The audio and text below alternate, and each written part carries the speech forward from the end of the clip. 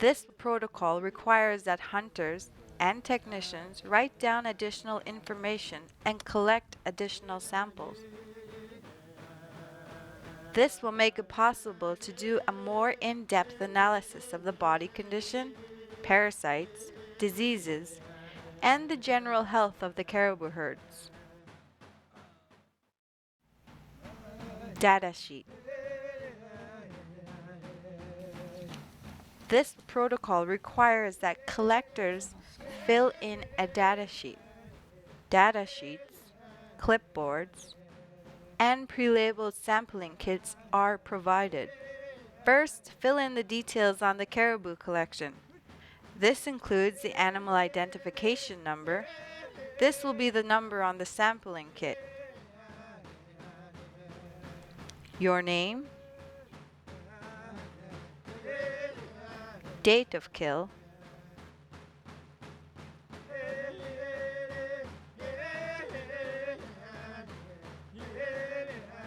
location of the kill. For example, the name of a lake.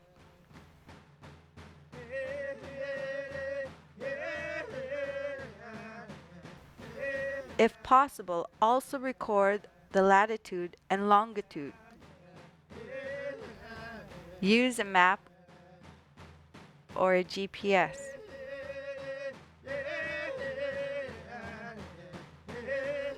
Check if the caribou is a cow or a bull and estimate its age, whether it be a calf, yearling, or adult.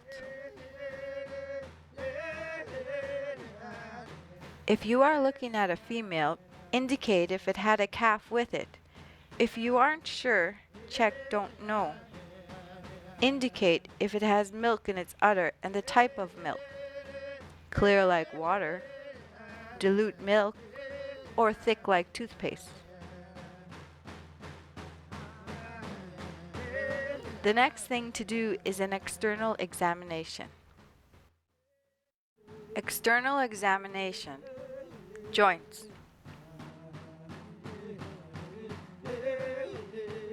First, you want to look at the legs and joints for swellings, lumps, and bumps. If you see any swellings on or around the joints, record that on the data sheet and describe what you see.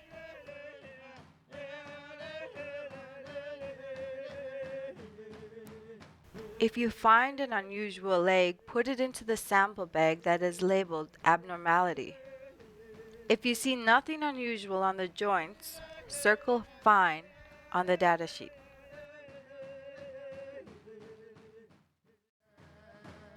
Skin. Next, you want to take a look at the skin on the caribou. Begin by feeling the fur for any roughness. After that, record and describe anything unusual with the skin on the data sheet. If there is nothing unusual, circle fine. Feet.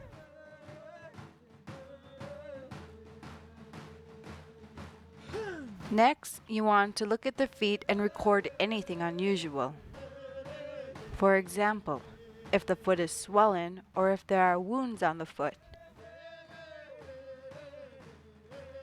Then on the data sheet, make a note if you see anything unusual on the feet and describe what you see.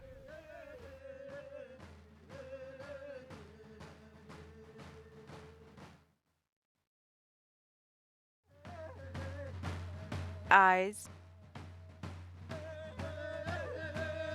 When looking at the eyes, look at the whites of the eyes to see if there are any small white spots that look like salt.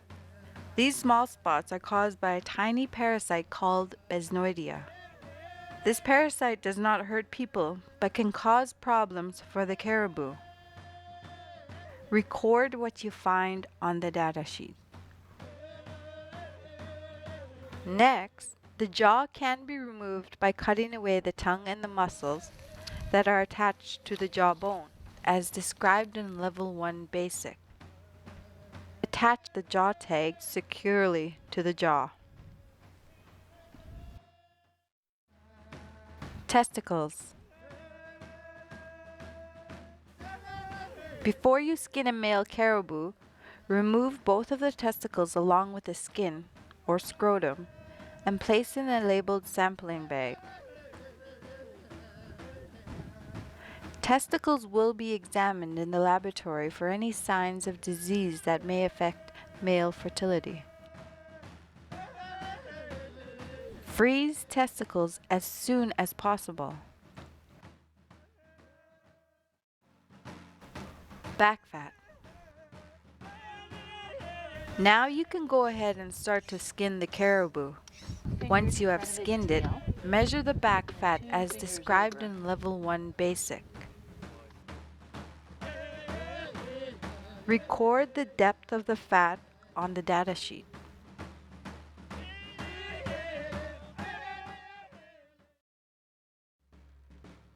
Warbles.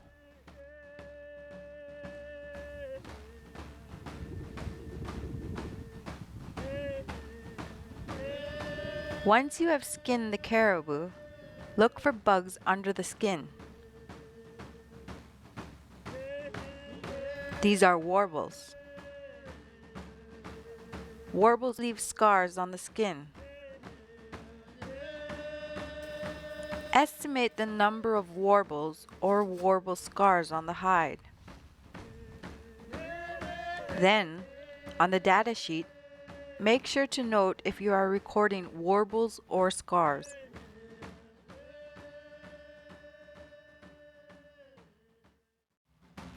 Blood samples.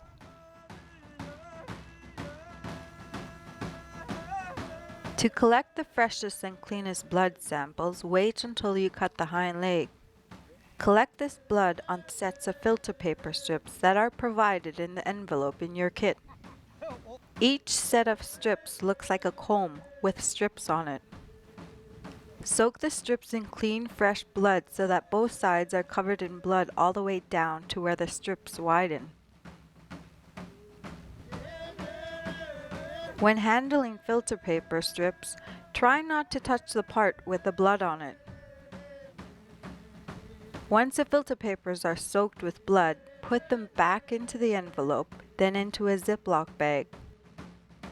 Keep the blood strips frozen. What's that for? The blood on the filter paper may be tested to check for diseases, pregnancy, vitamins, and minerals, as well as other measures of the caribou health. Continue to butcher the animal. Remove the left lower leg bone with the skin and hoof attached, as described in Level 1 Basic. When you get to the inside of the animal, you will need to collect the kidney, a piece of the liver, and the feces, or poo. You will also need to look at the lungs. Kidney. The kidney, including the fat around it, is used as a measure of caribou fatness. The kidney can also be used to test for contaminants. For this sample, we remove the left kidney and the fat around it. The left kidney is the kidney that is loose in the gut cavity on the left side of the caribou's body. It's one that's a little bit further back, and it hangs down loose in the abdomen. Collect the left kidney with all the fat surrounding it. Place the kidney in a labeled plastic bag for transport and storage. Freeze this as soon as possible. Feces, or poo. Feces are collected to figure out the caribou's diet and to test for parasites and diseases. Look on the ground near the caribou's butt to see if there are any feces nearby. What I do is just milk it out. After the animal has been gutted, fecal samples can also be collected from the lower gut. And then pull it through the little strainer. Make sure to collect as much feces as possible.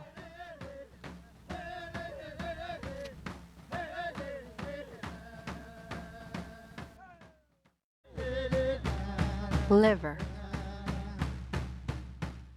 The liver can be used to test for contaminants. The liver is also examined for parasite cysts. Look at both surfaces of the liver and record any parasite cysts.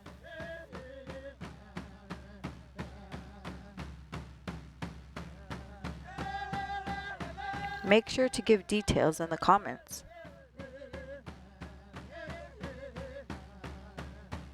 Next, collect the accessory lobe of the liver. This is a small lobe on the underside of the liver. Put this in a labeled sampling bag and freeze it as soon as possible.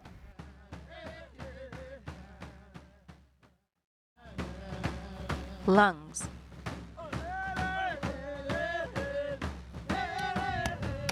The last things to look at are the lungs.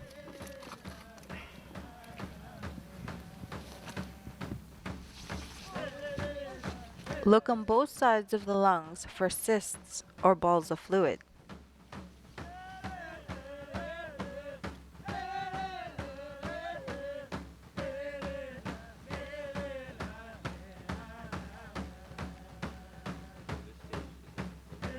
Cysts may be the size of your fingernail up to the size of a golf ball.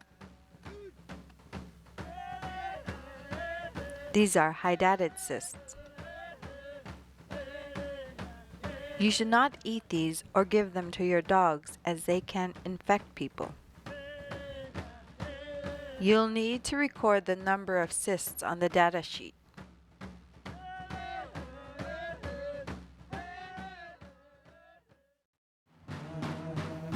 Pregnancy. If you are looking at a female, record if she is pregnant, and if so, the sex of the calf.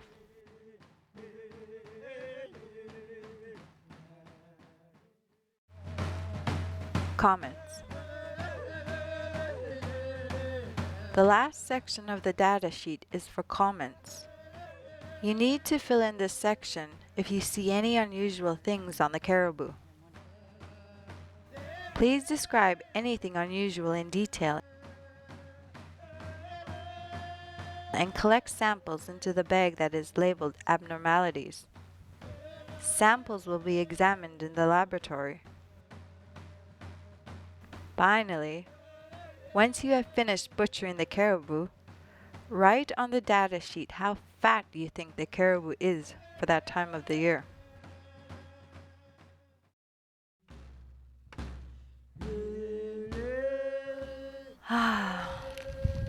You are done. Your sample kit should include the following: testicles if it is a male, blood strips, the left kidney and the fat,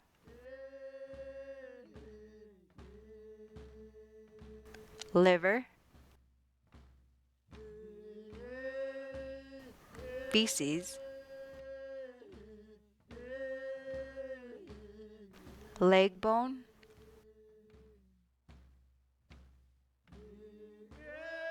jaw,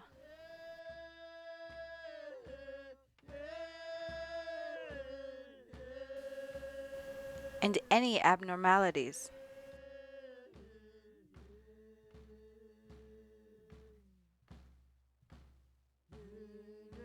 Your data sheet should be completely filled in. Freeze all samples as soon as possible. The samples that you provide will give us good information about how the caribou herds are doing in the north. Thank you very much for participating in this caribou health monitoring program.